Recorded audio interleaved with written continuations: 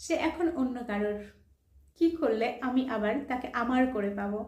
এই প্রশ্নটা তোমরা অনেকেই করো। এই প্রশ্ন করার অর্থ হলো তুমি সত্যিটা মানতেই চাইছো না।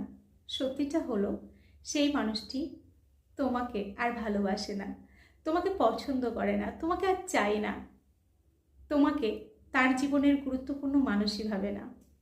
এর অর্থ আবার কিন্তু এটা নয় সে যেটা ভাবছে সেটাই সত্যি। তুমি তার ভাবনাটাকে প্রমাণ করো।